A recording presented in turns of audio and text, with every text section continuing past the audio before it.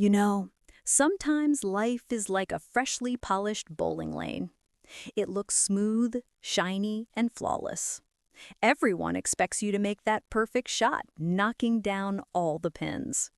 Maria's life was just like that, at least from the outside. In one of those quiet, tree-lined suburbs of Ohio, with a white picket fence, geraniums blooming every spring, her house was like a postcard of the American dream.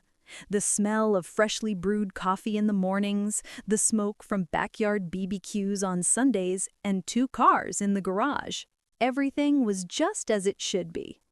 Maria and David were high school sweethearts. They'd grown up together, dreamed together. Their 20-year marriage was like a solid wall, built with shared memories, inside jokes, and the achievement of sending two wonderful kids off to college. David was a local baseball coach, the kind of reliable guy the town respected, the one who carved the turkey every Thanksgiving.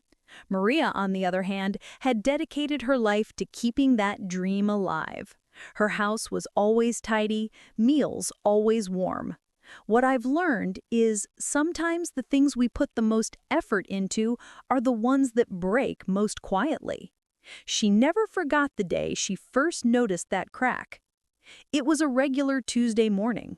The mail had arrived. She took a sip of her coffee as she opened the credit card statement. Her eyes scanned past the familiar grocery and gas station charges, then snagged on a name. Bellagio Hotel, Las Vegas. A chill spread through her. They hadn't been to Vegas in years. Maybe it was a mistake. But then she saw the charge on the line below. Fleur-de-lis, dinner, for two. And the final blow, a bill for a necklace from a luxury jewelry store right next to it. A necklace she had never seen. In that moment, in that kitchen, time stood still. Outside, a neighbor was mowing their lawn.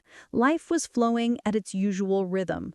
But Maria's world had silently shattered on that piece of paper. When David came home that evening, Maria was waiting for him in the living room, the statement in her hand. She didn't yell, she didn't cry. She just asked in that tired, quiet voice, "How was Vegas, David?" That's how life is. 20 years of trust can be crushed under the weight of a single moment. David's lack of denial, his averted gaze, and that pained whisper confirmed everything. It was a mirror held up to the broken dreams of Maria's life. Someone younger Maria. Everything, it was complicated. It wasn't complicated. It was simple and cruel. The perfect life Maria thought she had built was actually a structure with rotten foundations. That night, the house with the geraniums and the white picket fence became less a home for Maria and more a museum built on lies. And not knowing what to do with the most valuable exhibit in that museum, her own heartbreak, she simply turned off the lights and sat in the dark. You know, sometimes for a story to truly begin, everything else has to end first. Maria's story was just starting then, in that dark living room. You know, for a snake to shed its skin, it first has to feel completely constricted within that old tight one. Pain is like that too. Sometimes instead of running from it, we need to walk right into the middle of it, just so we can see what's holding us captive. That's exactly what it was for Maria, leaving her Ohio home, getting into her car, and turning the steering wheel west towards Las Vegas. This wasn't an escape.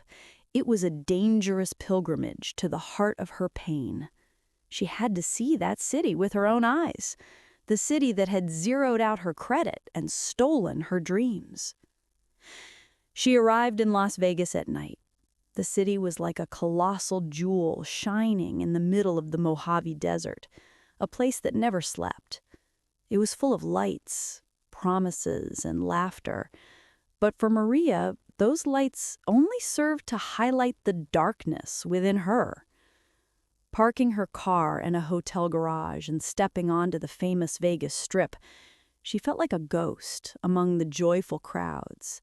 The endless, falsely cheerful melodies of slot machines, lovers holding hands, groups of young women celebrating bachelorette parties. Everyone was part of something. Maria, however, was invisible. What I've learned is that the most unbearable loneliness is the kind felt in a crowd. The next day, she took the hardest step. She walked to the famous hotel where David's betrayal had taken place, the Bellagio.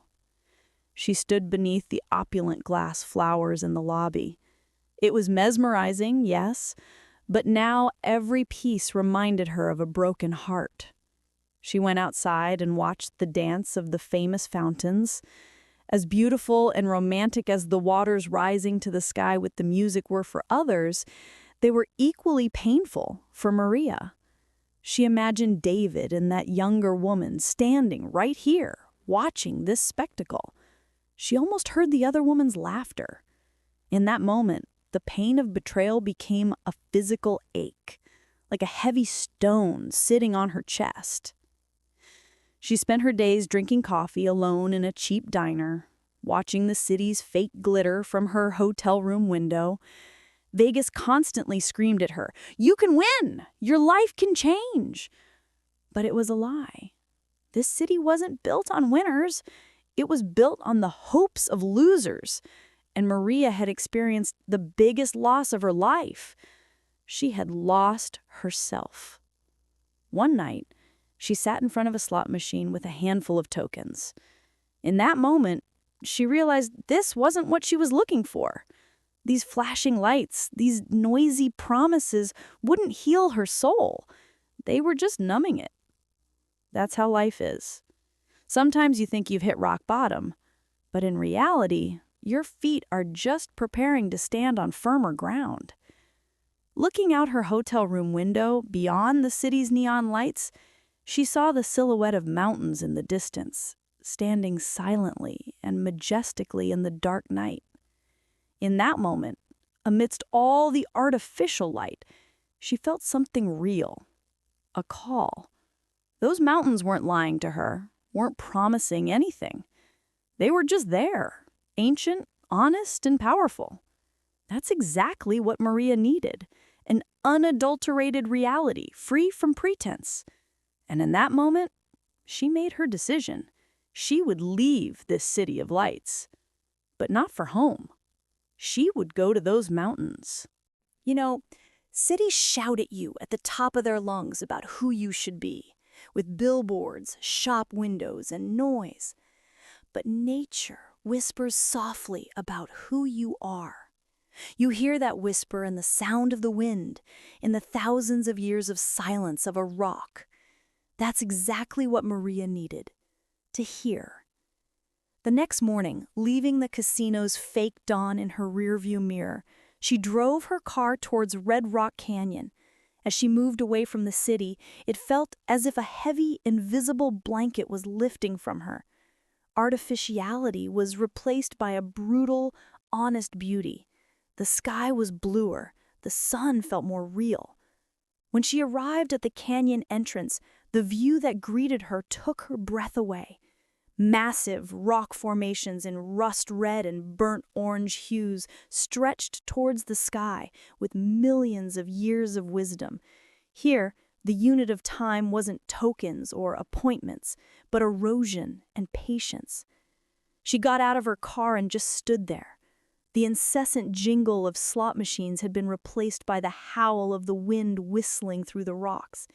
It was such a deep silence that Maria heard her own heartbeat and the tired noise inside her head clearly for the first time. What I've learned is that true healing doesn't begin in noise but in silence. She didn't even have proper hiking shoes, just the sneakers she wore in the city. But she didn't care.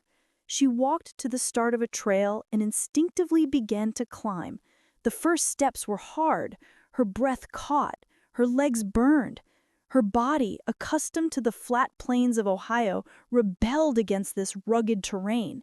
Each step felt like a physical manifestation of the pain, anger, and disappointment she had accumulated over the past few weeks. After half an hour of climbing, she collapsed onto a large, flat rock where she could sit. The view stretching below made Vegas's glittering skyline look like a tiny, insignificant speck. In that moment, Maria realized that the canyon itself was a colossal wound carved into the earth, a deep wound, sculpted by water and wind over millions of years. But this wound wasn't ugly. On the contrary, with its layers of exposed colors, its grandeur, and its resilience, it was captivating. That's how life is. Our deepest wounds, if we allow them, can reveal the most beautiful and strongest layers of our character. Tears began to stream from her eyes, but this time her crying wasn't a helpless sob like in the hotel room. This was a release, a cleansing. Facing that boundless landscape, she felt that no matter how great her own pain, it was a tiny dot in the infinity of the universe. David's betrayal had broken her, yes, but it hadn't destroyed her. Like these rocks, she was still here, battered, worn, but standing. As the sun began to set, she returned to her car. Her body was tired, but her soul felt lighter than it had in weeks. Perhaps she hadn't found a cure, but she had found a beginning. That day, in that canyon, Maria had taken the first real step to take control of her life back. And, for the first time that day, she made a plan for the future, to come back tomorrow. You know, sometimes life hides its most precious treasures in the most unexpected corners, just like that unexpected home run in a baseball game. When Maria started coming to Red Rock Canyon every day, she wasn't looking for anything. She just wanted to walk, to breathe, and to get away from the noise of her own thoughts. But life had a different plan for her. Every morning at the same time, in those magical moments when the sun painted the rocks red, she would park her car in the same spot and start her hike on the same trail. On her third or fourth day, catching her breath on a challenging part of the trail, she heard a cheerful voice behind her. "This climb tests my lungs every time, doesn't it?" She turned around to find a woman perhaps 10 years her senior, with cheerful wrinkles on her face and eyes sparkling with life energy. Her name was Eleanor. She was a retired teacher and offered Maria hot herbal tea from a thermos she never left out of her backpack. During that brief break, they just watched the view without saying anything. But in that silence, there was a strange understanding. The next day, they met again in the same spot, and they were joined by Brenda, younger than them, energetic, and always telling funny stories, earning her living as a waitress in a small diner on Route 66. Soon, Sarah, a quiet but observant lawyer recently divorced from Texas, also joined the group. 4 women, 4 utterly different lives, but they all shared a common ground. They had all stumbled, fallen at some point in life, and were now seeking a way to get back on their feet on these red rocks. What I've learned is that true friendships often arise not from shared joys, but from shared wounds. Long before they learned each other's last names, what they did, or where they came from, they learned to understand each other's silence. They carried the backpack of whoever ran out of breath during a climb, extended a hand to each other on slippery ground. Their conversations began slowly. First about the weather, the best hiking boots, what time the sun looked most beautiful. Then, with the trust provided by the ancient silence of those rocks, they slowly began to show the cracks in their hearts. Eleanor talked about how she coped with the deep emptiness of losing her husband after a long illness. Brenda about how she was crushed under her family's expectations while wanting to pursue her dreams. And Sarah about how her marriage silently crumbled while her career was at its peak. Maria, after weeks, finally found the courage to tell her story. That day, sitting on a rock outcrop watching the valley, she talked about David's betrayal, those lonely nights in Vegas, and the deep worthlessness she had felt. She didn't cry as she spoke, because facing her were 3 pairs of eyes that didn't pity her, but understood her. As she spoke, it felt as if, along with the words, that heavy stone in her chest was crumbling piece by piece. That's how life is. Sometimes sharing your pain doesn't have it. Instead, when you share that pain with people who remind you that you are strong enough to carry it, the pain transforms into strength. That day on those red rocks, Maria was no longer alone. She was no longer a wreck. She was part of a sisterhood of hiking boots. And this was the beginning of everything.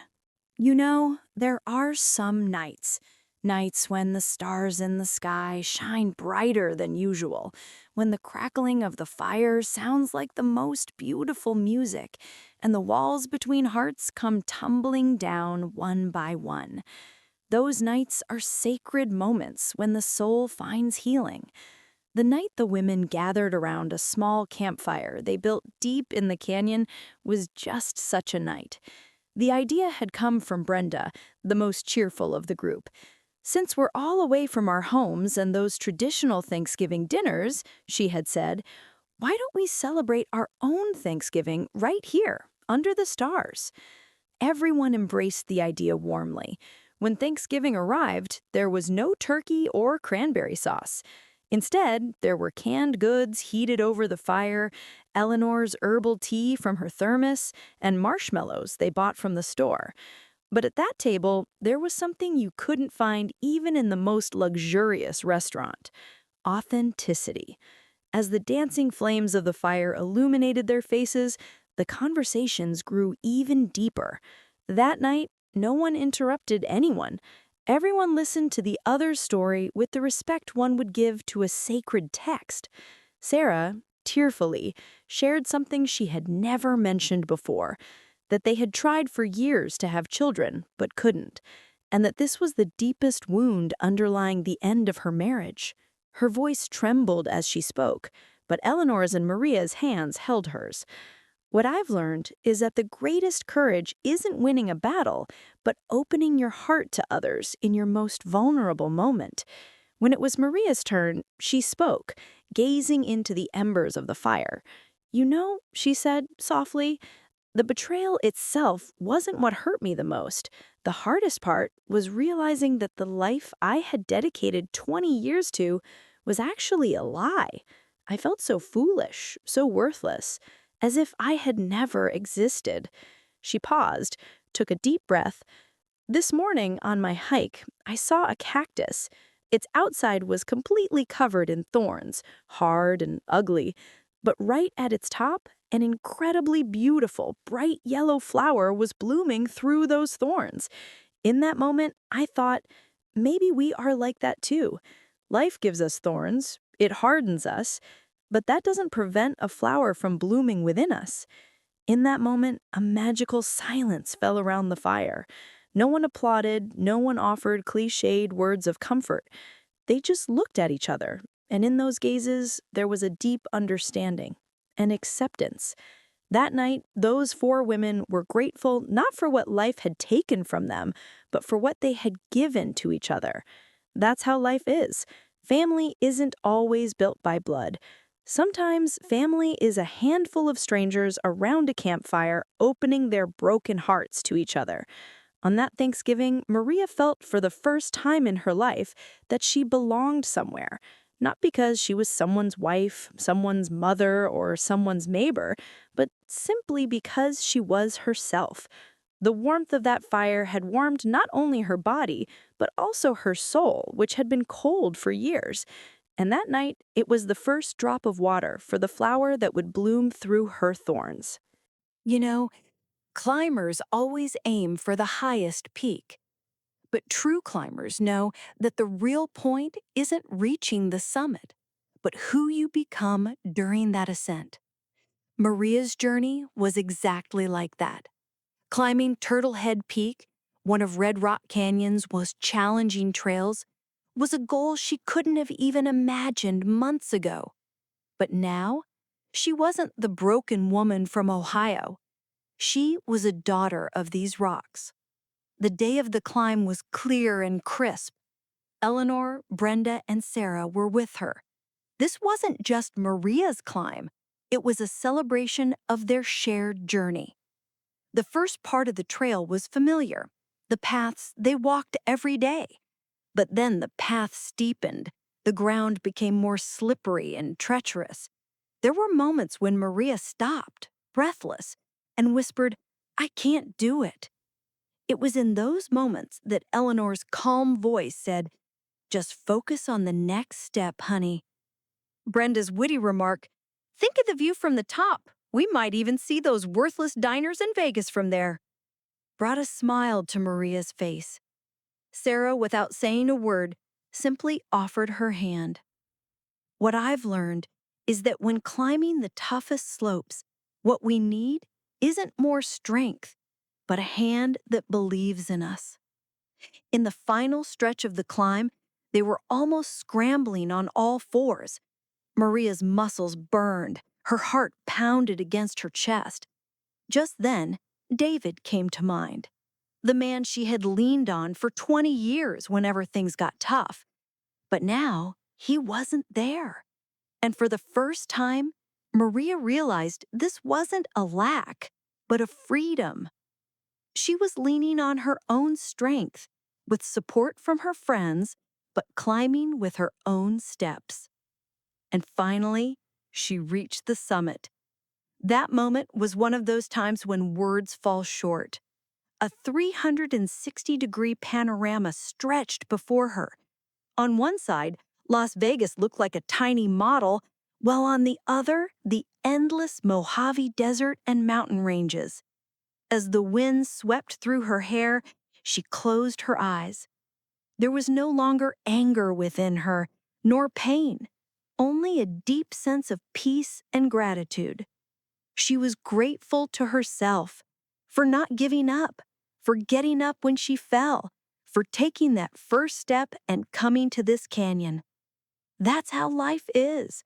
Sometimes the greatest betrayals harbor the greatest gifts. If it weren't for David's betrayal, Maria would never have left the comfortable prison of that white picket fence house. She would never have met these women, never discovered this incredible strength within herself. Betrayal wasn't an end. It was a painful beginning for her to take control of her life. Looking down from the summit, she no longer saw the wreckage of a broken marriage. She saw the beginning of her own life, her own adventurous path. She didn't know what the future held. Would she return to Ohio or start a new life here? None of it mattered, because she now knew that her happiness wasn't dependent on a man, a home, or a dream. True happiness, like this summit, was a place she reached by turning inward and climbing with her own strength. Their descent was easier. Her steps were lighter, her laughter more genuine. That day, Maria hadn't just climbed a mountain. She had climbed the summit of her own life. And she knew that even if there were many more summits to climb ahead, she would never walk alone again. You know, every story has an end, but every end is actually the whisper of a new journey beginning. Maria's story didn't end on that summit. On the contrary, it restarted there. You might be wondering, what happened to Maria? How did she continue her life after descending from that peak? I won't tell you that she opened a cafe in Las Vegas or returned to Ohio and wiped everything clean, because that's not the point. The magic of the story lies not in where Maria went, but in who she became as she went. The point is that wherever Maria goes, she now carries her home with her. Her home is no longer a white picket fence, geranium-laden house. It's the red silence of Red Rock Canyon, the laughter of her friends around a campfire, and most importantly, the unwavering peace she found within herself. The bond she formed with Eleanor, Brenda, and Sarah was a family built not by blood, but by spirit. Together, they hiked many more trails, watched many more sunsets. As for David, Maria didn't know if she would ever forgive him, but she had come to understand that it no longer mattered. Anger is a heavy anchor cast into the past, and Maria had decided to set sail. David was a painful chapter in her story, but he was no longer the whole book. The author who would write the rest of the book was now Maria herself. That's how life is. Sometimes the people you trust the most lead you astray so that you can find your own path. I'm not saying betrayal is a gift, never. Betrayal hurts, it burns, it destroys. But when you rise from that wreckage and lay a new foundation with your own strength, you build a structure far more solid than before. And never forget this. This is what I have learned most profoundly. When you climb your own summit, the view is always worth the wait. And the path to that summit always, always begins with that first step you take inward. Just like Maria.